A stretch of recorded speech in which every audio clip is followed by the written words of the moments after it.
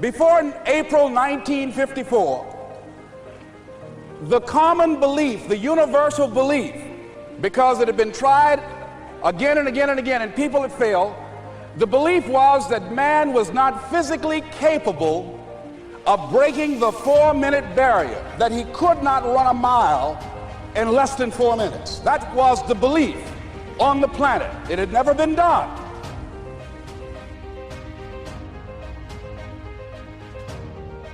But here's what happened, ladies and gentlemen. Roger Bannister came along, and he broke the 4-minute barrier. Now, here's what's significant about that. Since that time, up to this day, over 20,000 people have done it, including high school kids.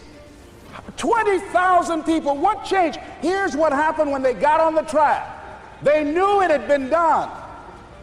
And because they knew it had been done, there was a new belief about this barrier, about this goal that was unreachable. And those 20,000 people got in the race believing, knowing in their heart that someone had done it, that it's possible, that they could do it. And I'm saying that if you know anybody that had some goal, some dream, something they wanted to do, and they did it, then I'm saying that you know in your heart that if someone has done it, then you can do it. It's possible. And that if someone can make their dream become a reality, that it's possible that you can make your dream become reality. And so as you begin to look at where you want to go, beginning to embrace that, it's possible. I'm blessed and highly favored. I've got a lot going for me. I got some good stuff in me. And it's possible that I can bring my greatness out here in the universe, that I can do what I want to do. It's possible I can write my own book. I can have my own business. I can take the trip and travel around the world. It's possible. I can bounce back from adversity and reinvent my life. It's possible. Regardless of where I am, that things can get better for me. It's possible. I'm thinking about two men right here in Chicago who were fairly successful, similar background, educated. They worked for a corporation for many years, and they were among many people that were laid off. Two guys who were very good friends. One went out looking for a job for several weeks along with the other one, and they faced disappointment and rejection again and again and again. They couldn't find any work, which is the story of many people across this country. One guy stopped. He became discouraged. He stopped going. He stayed home looking at television, became very argumentative and toxic with his wife, drinking beer, getting on the phone, talking to his other negative, unemployed friends, and he just gave up. The other guy kept looking for a job everywhere he could go. Every time he could get an opportunity, kept asking people, networking, checking the newspapers every day. Kept going everywhere he could, trying to find a job. You have too much education. You're overqualified. You won't be here long enough. He kept going. He kept going. He went to a place and said, look here, I tell you what, if you can't hire me, and I know you can use my talents, abilities, and skills, I don't want to sit home and do nothing. Just let me do some volunteer work. You don't have to give me anything, all right? I just want to work. I want to be busy. Guy said, okay, it's on you now, but don't expect me to give you anything. It's okay. This guy came in and worked. He was the first one there. The last one to leave was the best employee there. About 4 weeks later, one of the top managers quit.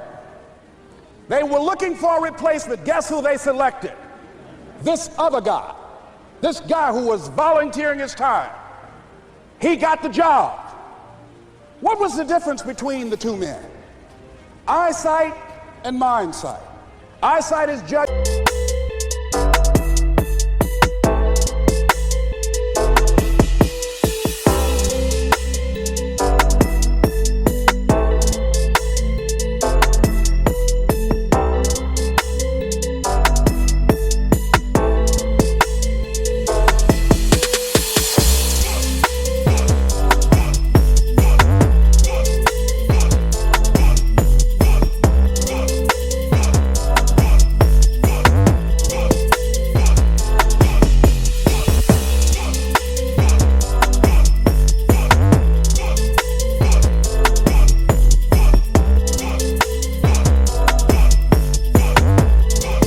what you see, judging according to appearances.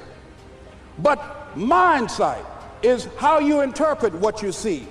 One guy said, it's not possible, it's over, I'm finished. I can't do it. I can't make it. He surrendered. I've faced rejection again and again. I'm not going anymore. There are no jobs out there.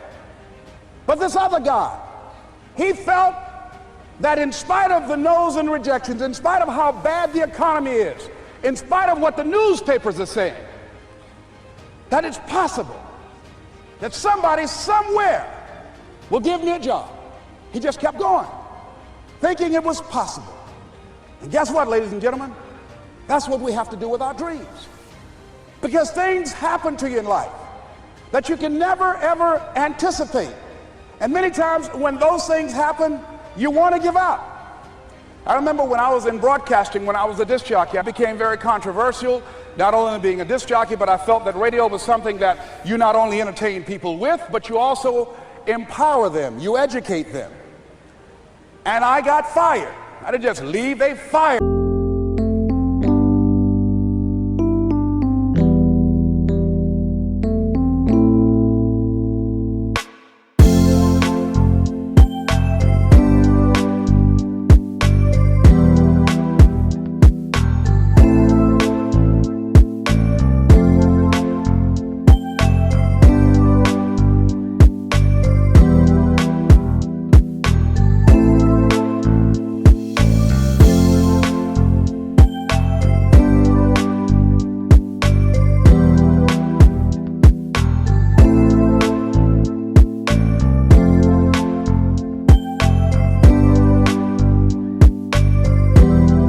They took my microphone. I thought that was who I was. No, ladies and gentlemen, it wasn't. I had to do something else. And I didn't know what else I could do. See, here's what I'm looking at. What are the uses for your life right now that you haven't even reached for yet? See, I believe that when you don't have enough encouragement to act on your dreams or ideas, or you're not enlightened enough, that life will act on you.